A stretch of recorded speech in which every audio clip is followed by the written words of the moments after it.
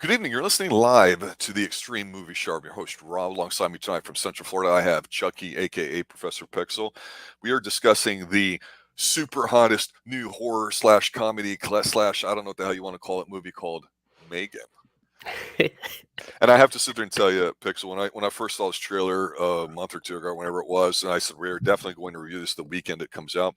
There's a couple reasons why, as people start filing in, and we can't wait to talk about this. I go by the philosophy that less is more, but really more is more when it's the right thing. And so sometimes if you're going to do it, you've got to overdo it to make your point, but it still has to be effective. And unfortunately, when we get sequelitis, the more is more thing usually doesn't work. But when you get somebody that understands, I think, what they're trying to do, you get a movie like Malignant, which came out last year, and loved it because I knew instantly, and it felt like it was 70s blaxploitation type film. It was pure camp. They were trolling the audience and having fun with it, and it's a comedy. It's not a horror movie. It's not a monster movie. It's not a whatever. And I think that was lost on some people. And I don't mean that disparagingly. I just think that if you go back and look at it through that lens, you see it differently. And when you see something like this movie, I thought, okay, it's by the Blumhouse group, and I think their viewpoint on how to make movies is extremely the right way to go for a lot of reasons. We'll get into that shortly. But to keep this movie PG instead of rated R, I will go on record as saying I think it was the right decision. Some might say, oh, they wussed out. They could have upped the creativity on the kills and up the violence and gore, and maybe there'll be an R or unrated version. Who knows? But I think the smart move is to have the killer doll be something that kids can relate to. And I think this is almost as smart as the Invisible Man from a few years ago, where you can update something and modernize it with all the touches and flourishes. Because I will tell you this, personally, knowing many educators across all age spectrums, in the past week or so, everyone's in a frenzy. They said they have to go see this.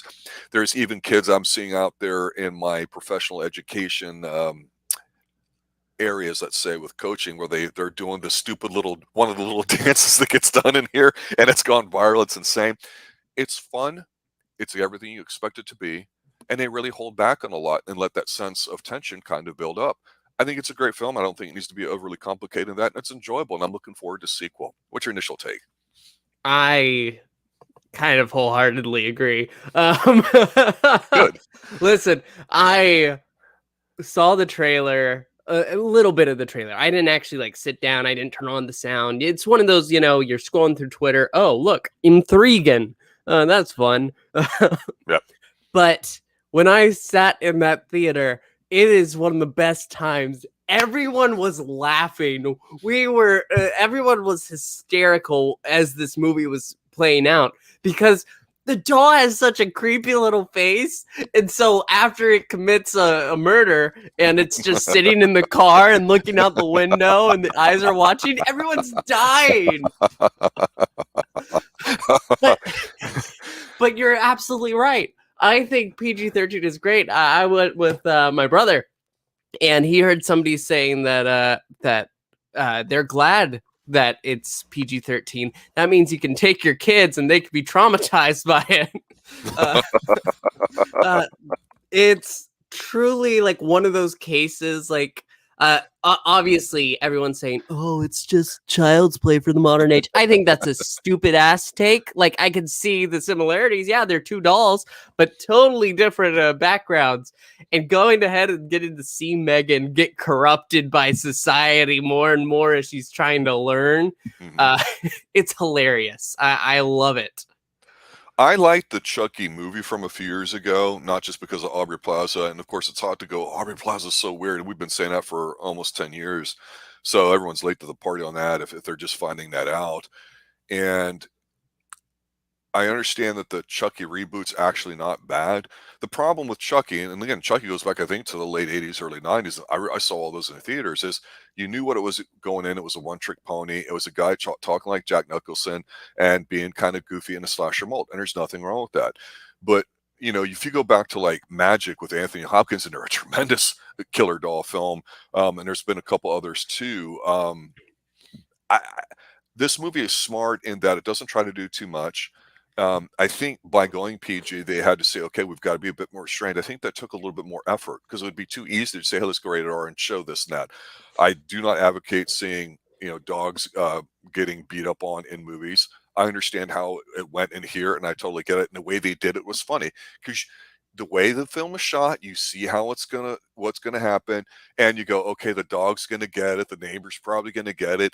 But yet, while even though you know what's going to happen, the fun is in watching how it happens because there's not a lot of fluff in here. The stuff that we see Megan observing going through here, it's funny that when she goes out there and she with the dog, she does the whistle and sounds like, well, I say Her it's owner. auto-tuned, like it sounds like Cher to me, right? That's all I kept thinking about when she would talk. But she sounds like the neighbor calling the dog out, and the dog's confused and doesn't know. Even my dogs here, Max and Daisy, the German Shepherds, the patrol, the grounds here in the Pine Hills Palace, just west of Orlando, Florida, where we're coming from, were confused, and I thought that was just smart. I don't. The people that want to say, "Oh, it's a way to kind of send a message about you need to be a better parent, and society's too full of technology, and it's all about the cell phone." That's a bunch of crap. I mean, you could argue, but that's really not what the film's about. Although the moms are wretched and horrible, and of course, there's no fathers to be had. But I think people had fun making this film, and I give them a lot of credit because it's not easy when you're working with children, or in this case, a smaller individual playing Megan a little bit. Um, I, I I liked it. I was surprised. I thought it would be okay, and I'd be like, it's fun. But I'm telling you, everybody know that's got a young kid. They're like, yeah, I gotta take my kid to see Megan. I don't know if it's going to be watchable or not. But let me start off by saying this, and then I'll shut up for a minute. When I talk about the Bloomhouse model, for years I've mentioned how I've always preferred this smaller independent director like Panos Cosmatos, who's done Beyond the Black Rainbow, Mandy.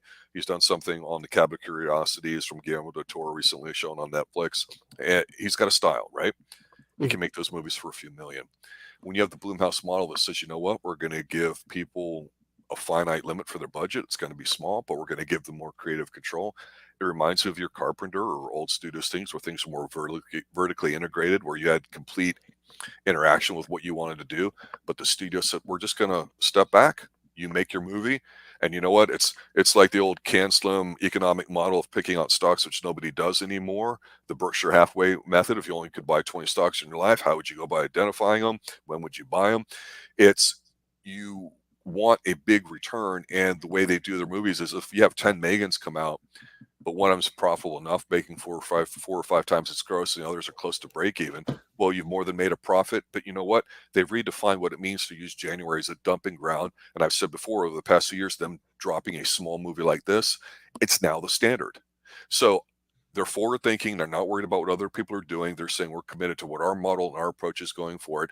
And like I said, a lot of things that James Wan's involved in usually has a good touch with it. They're smart about it, and Yep. because they're not trying to check every box and have a big tentpole franchise like all these comic book movies, once in a while you get a little bit of a gem like this.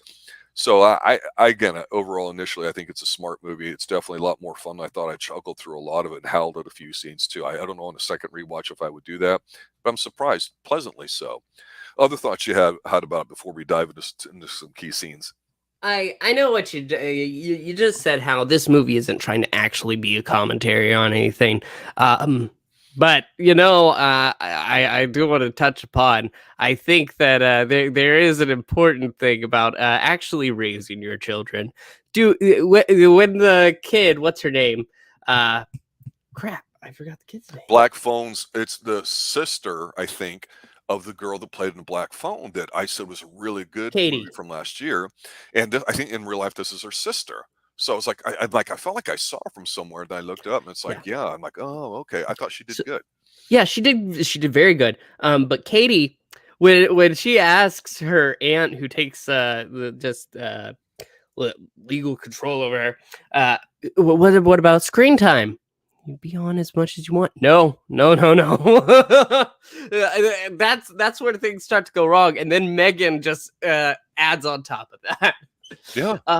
But the seriousness of it is not meant to be like, this isn't a lesson, but at the same time, please actually parent your children. But when it comes to the film, it's so much fun. I cannot remember the last time I heard so much just laughter in a theater. And you could say, oh, go into Marvel movies. I like Marvel movies, okay? Rob does not, but I like Marvel movies. But there's nothing compared to a genuine experience such as this. Right. It's a smaller film, and it's already earned back its budget from what I hear. So that's good. Hopefully it gets some more. They were great. Everybody in this film, great. And I loved M3GAN. I think this, it's funny that you mentioned the Child's Play reboot that the studio tried to do a couple years ago with Mark Hamill. I did not like that. That's Really? totally, yes, because it's not Child's Play, and it wasn't trying to be, and that was the problem. But M3GAN is the better version of that film. That, oh, look, I'm learning from the internet and Right. trying to interact with the child. This is better. It's just miles better. And it handles it in a way that I think that everybody can find something to enjoy if they give the film a chance. So if you're just thinking, oh, well, this is just crappy original Child's Play, Chucky did it better years ago, this isn't the same. Do not think that it's the same. I put on Chucky here just so that I could get away with doing this voice sometimes. But you got to check out M3GAN. It is one of the few films that came out this month in particular that are well worth watching. I got to see this with a triple feature. It was sandwiched between Puss in Boots, The Last Wish, and then The Whale with Brendan Fraser. Right. And it was just such a great night for movies. All three of those films shined, and M3GAN is just like the perfect entree. Well, the other thing about it too is like some actors in these smaller movies will eventually become bigger actors. Not all of them, but a few, and some of them you recognize. Like the neighbor who gets gotten here, she plays, I think, the bitchy neighbor on The Watcher, the Ryan Murphy show on Netflix. Which every Ryan show is the same by him. To me, and there's a certain tension in it, but he plays it with full a certain kind of camp, I'll just say, which is his thing. So that's kind of cool. I'm like, oh yeah, she'd be good as a bitchy neighbor. One could argue that a lack of assertiveness by people in today's world is what gets them in problems, but we'll discuss that on Tulsa King as we finish that up on Tuesday night, RDV and I. But in here, the two things that really struck me early on was the very opening scene, the gotcha, the reason why she's with her aunt, driving through a snowstorm. I thought it was effective. It's all it needed to be. I'm not going to say too much if somebody hasn't seen it, but I couldn't stand the bitchy wife, and they're a young couple, and I thought, wow, if they really went dark and tried making a movie about society and this and that, it would flop. Because that's not what it's supposed to be about. It's supposed to kind of lightly poke fun at how we, don't give kids attention, or how there may be a male role model missing. If you want to read into it that much, I tried not to. But when the aunt who takes her in, to me, it's not about that, because you don't really see any remorse from her. It's all about M3GAN and what's going on, and the fact that she's not a mom and not ready to be one. So you could argue it's a tale for the woman that thinks she can have it all. You could argue it's not a feminist movie, despite her being a genius and a smart and creating the AI that M3GAN has. But it was so human and so funny that they added certain touches that made me go, okay, they're going to be cute and smart about this. When she brings her home and they go in the house, and it's like a pet that comes into a house the first time, and they stop and they smell and they look and they want to explore like a kid or you do when you walk into a house or whatever. She stops and you see she's got the AI security, and it says, "You have 6 unanswered messages. You have 5 Tinder matches." And she's like, "Turn off really quick." I thought, a woman this smoking hot and intelligent, would she be on Tinder today? Yeah. I mean, it's just to modernize little things like that, just as an aside, is smart. And in manufacturing terms, the guy that seemed like an asshole in the first scene won me over, because he was kind of over the top. Her boss that was like yelling and screaming at the one dude to get him coffee and making everything go. I thought, they're just making fun of the roles that these people have. And that's it. That's all it needed to be. Don't do anything more. Exactly. It's able to, when the boss finally gets to the point at the end, I was so ready, and then talking to the assistant, But he didn't really respect you, did he? You were just so upset. You even you stole files. You didn't really do anything with it. It was just to see if you could get away with it. And then just go ahead, and her taunting everybody relentlessly is Yeah. brilliant. Yes. There's this progression through it because they could say, Megan, turn off, and she'll shut down. And then halfway through the film, Megan, turn off. Well, hold on. I thought we were having a conversation. It's like a child growing, right? A little bit. The one thing about AI I wanted to point out, because I know there's a lot of talk about it, and there's Terminator comparisons and Skynet and everything too, not just from T and chat, but I've seen it online as well. And doing some private consulting myself with some manufacturing companies, I will simply suggest this, that obviously AI exists. AI is not human. People think that AI can solve problems that humans can't, whether it's in medicine and all that. And there's with quantum computing and all these other things, there's interesting developments in, you know, the fourth industrial revolution. Some people like to call this Internet of Things, and AI is supposed to be a major part to it, replacing a lot of decision making that goes on. But like anything, it's a tool that gets used, and you have to know how to use the tool. And that's where a lot of things get lost on. And the fact that she just learns at a accelerated right here is, it's not really that important a story. It's just pointing out some thumbs, and it's a bunch of really cool scenes kind of tied together. I don't know if there's a bad one in here, but it, you know, when they go to the park, right? And she really doesn't want to go to the special school, and the one kid we know is going to be bad news or whatever. And this is horrible, and we usually try not to use language here on the Xtreme Movie Show, but I think I'm going to if I get it right. But the scene where she's really pissed at her mom because she's bonded and being kind of bitchy, instead of, you know, getting punished for it or whatever you want to call that, corrected. Um, they negotiate. So Megan's sitting over there with with all these stupid teddy bears and stuff on the tree, and that kid, the mom says something like, "Hi," you know, whatever the guy's name. He's like, "Fuck off, mom," or whatever. You're like, Fuck off, Beth. yeah, like, you know, I'm going to dehumanize you by giving you a name rather than, you know. And it's funny, but it's making fun of, yeah, if a kid talked to you like that back in the 70s or 80s, oh hell no, there's no way that's going on. And the fact that that's kind of standard today, where you see kids that young using language as much as they do and being that disrespectful to adults in charge, whether you agree with it or not, and the adults being such pacifists that they don't know how to handle it. You could argue that that's kind of funny here too, that she just goes like, "Oh, well, he's young and he just has a spirited mouth," or whatever like that. You're like, no, he deserves it, and we're going to see it, not in an angry sort of way, in that it's comical. That's the smart part about this too, because when I have to ask you this, when he abducts Megan and they separate from her in the woods, and they're rolling the fog machines, just like our Dark Shadows reviews, right? There's plenty of fog conveniently placed in here. That's a nice little touch. Did you think he was going to try to rape Megan? Oh yeah, it gets very weird because he straddles her as It looks like he was he's going to. I like that. slapping her. What did she say? Now's the time when you run. Yes, because she grabs his ear and just pulls it clean off. You get to see that thing stretching.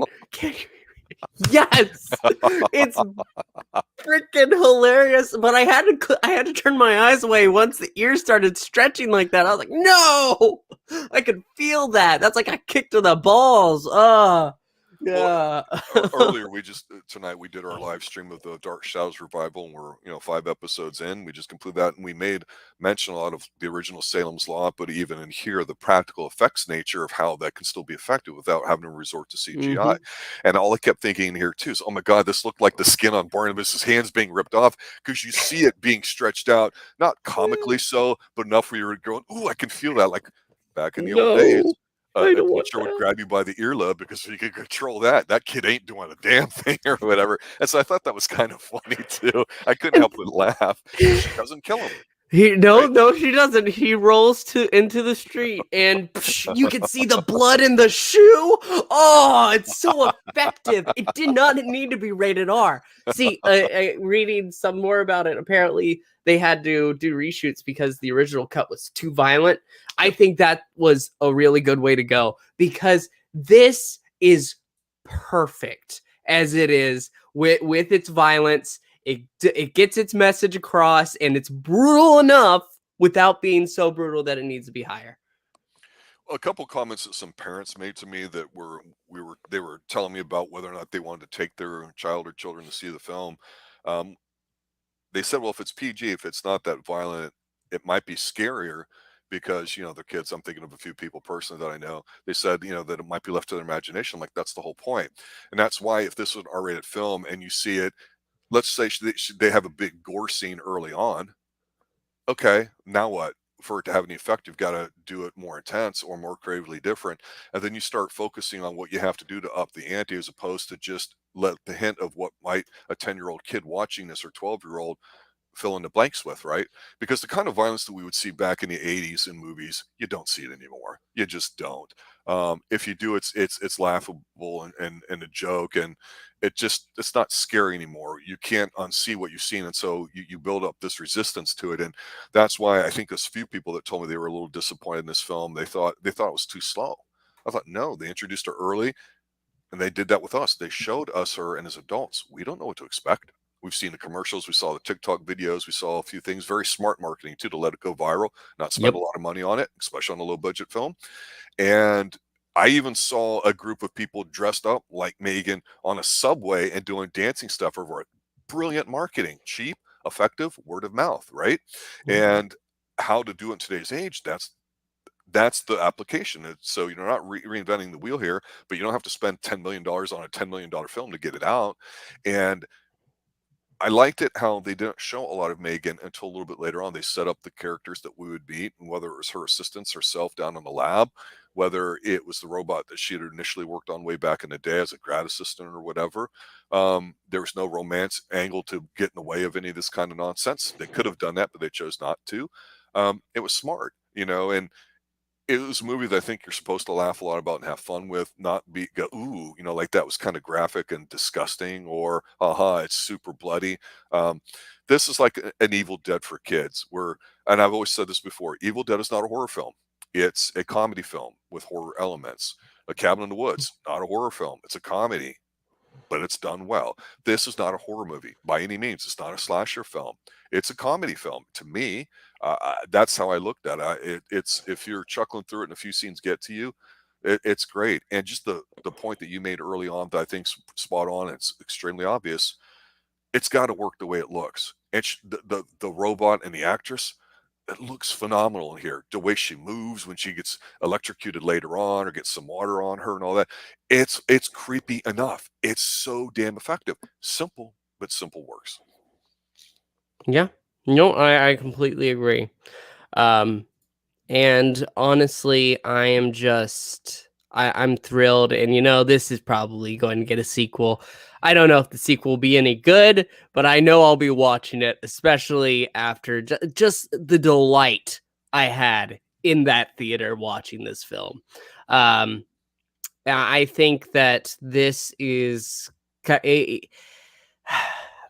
I'm trying to think of the exact words to put it in. I think that this is definitely one of those films, one of those in the category of horror comedy. I know you don't like using that in the category, though. This is one of those films that go right up top. Well, when it's funny, it's not horrific, and I don't think you can bounce back and forth. I know some people say, "Oh, it's funny, then it's scary."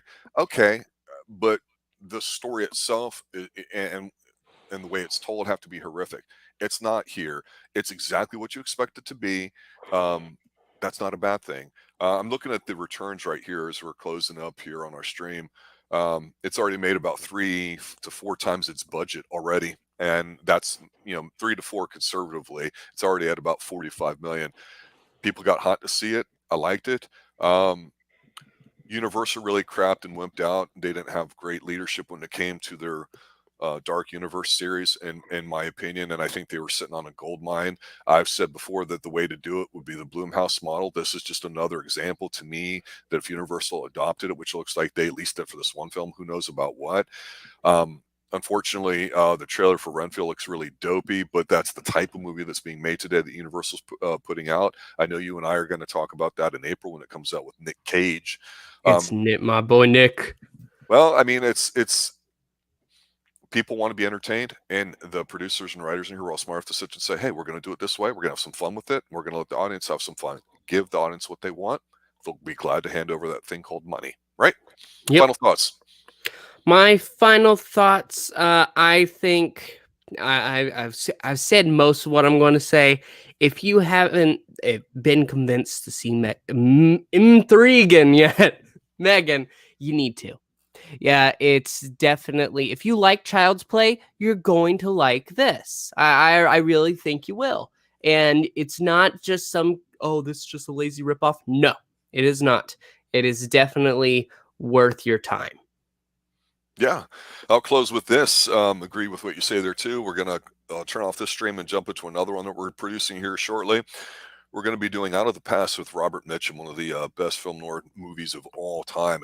Surprisingly excellent film, in my opinion, right up there with a few others that we've covered recently here in Xtreme Movie Show. So tune into that, those of you who are listening. If you're into that sort of type of thing, it's definitely a classic film and a great one as well. So until next week, I'd like to thank RDV and all you guys for showing up tonight here in chat, tweeting about us, letting people know who we are as we start 2023 off hot with Megan.